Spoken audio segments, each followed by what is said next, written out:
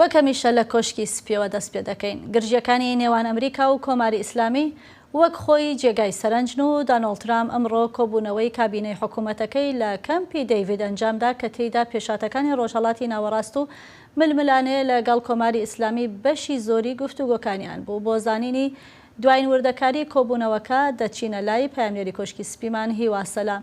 هیوا، تا ئێستا چه زانیاریەک لە کۆبوونەوەی ئەمڕۆی کەمپی دەیڤید بڵاو کراوەتەوە و گرنگترین بابەتەکانی کە باسکراون لەو گفتوگۆیە لەو دانیشتە چ بووە؟ بەفراو کەمپ دەیڤید بۆ بەناوبانگە کە سەرۆکەکانی ئەمریکا لە کاتی بڕیاری چارەنووساز کۆبوونەوەکانی حکوومەت لەو شوێنە دەکەن.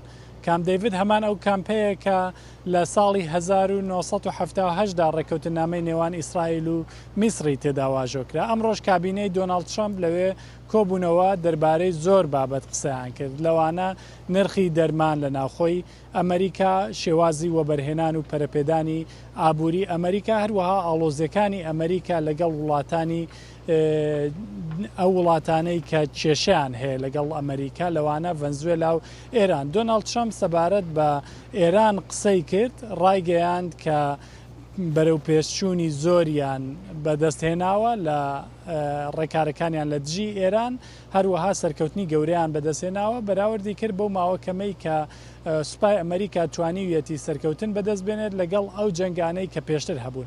با سەرەتا گوێ لە قسەکانی خودی دۆناڵد ترامپ بگرین. فەرموون.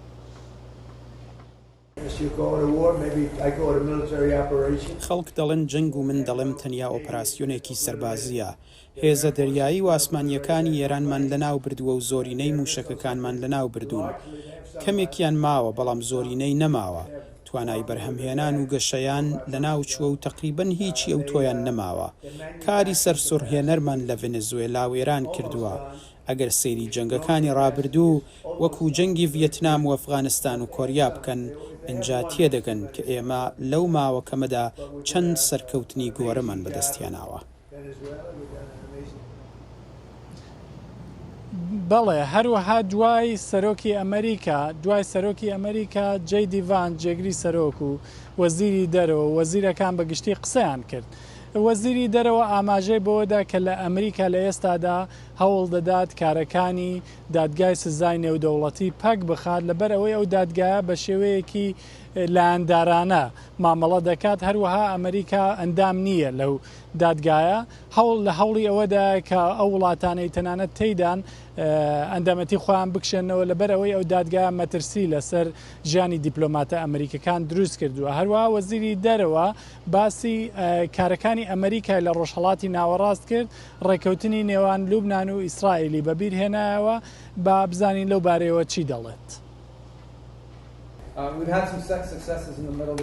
کۆمەڵێک سەرکەوتنی ناوازەمان لە ڕۆژهەڵاتی ناوەڕاست تۆمار کردووە و ڕێکەوتنی نێوان ئیسرائیل و لوبنان یەکێکە لەوانە. بەهۆی ئێمەوە بۆ یەکەم جار لە مێژوودا لوبنانی و ئیسرائیلیەکان بەیەکەوە دانیشتن و گفتوگۆیان کرد.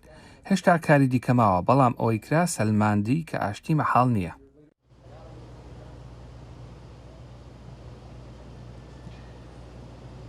ئەمە لە کاتێکدایە کە ڕێکەوتنی دەنگۆی ڕێکەوتن، هەروە دۆناڵد ترامپ سەرۆکی ئەمریکا دوێنێ ئێوارە ڕایگەیان کە ڕێکەوتنی کۆتایی کراوە سەبارەت بە کەرتی غەزە. دۆناڵد ترامپ ئاماژەی بەوە کرد کە ئەنجومەنی ئاشتی بۆ غەزە کە زۆرێک لە وڵاتانی ئیسلامیش تێیدا بەشدارن، لەوانە قەتەر و تورکیا و سعودیا و میسر و زۆر وڵاتی دیکە، بڕیاری کۆتاییان داوە لەبارەی چەککردنی حەماس و هەموو ئەو گروپە چەکدارانەی کە لە کەرتی غەزەدا چالاکن، بەمەش ئاشتی بۆ فەلەستینیەکان دابین دەکەن، هەروەها ئاسایش بۆ ئیسرائیل دابین دەکەن. راپۆرتێکم لەو بارەیەوە بۆ ئامادەکردوون، فەرموون با بەیەکەوە گوێ بستیوین. دوای نزیکەی ساڵێک لە ڕاگرتنی جەنگ لە غەزە، ڕۆژی پێنجشەممە دۆناڵد ترامپ ڕایگەیاند کە وڵاتانی ئەندام لە ئەنجومەنی ئاشتی غەزە لەسەر چەککردنی حەماس و هەموو گروپە چەکدارەکانی ئەو کەرتە ڕێککەوتون. دۆناڵد ترامپ لە تۆڕی کۆمەڵایەتی تروث نووسیویەتی ئەمڕۆ ئەنجومەنی ئاشتی گەیشتە ئەنجامێکی مێژویی و ڕێککەوتن لەسەر چەککردنی حەماس و هەموو گروپە چەکدارەکانی غەزە بە تەواوی. ئەمەش هەنگاوێکی مەزنە بۆ هەنگاونان بەرەو ئاشتی و ئاسایشێکی درێژخایەن. جەنگ لە غەزە لە مانگی ئۆکتۆبەری ساڵی 2023 بە هێرشێکی حەماس بۆ سەر شارەکانی ئیسرائیل دەستی پێکرد و بە کۆی گشتی 1671 سەرباز و هاوڵاتی ئیسرائیل و گەشتیار لە ئیسرائیل کوژران.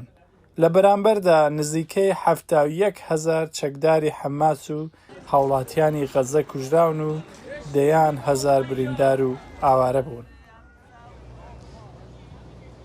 هێشتا وڵاتانی دیکە لێدوانیان سەبارەت بە ڕێکەوتنی کۆتایی سەبارەت بە غەزە نەداوە. حەماس پێشوازی سەرەتایی لەو لێدوانەی دۆناڵد ترەمپ سەرۆکی ئەمریکا کردووە و ئیسرائیلیش هەتا ئێستا لێدوانی فەرمی لەو بارەیەوە نەداوە. بەڵێ هیوا سەلام پەیامنێرمان لە کۆشکی سپی، سپاس بۆ راپۆرت و زانیاریەکانت هیوە.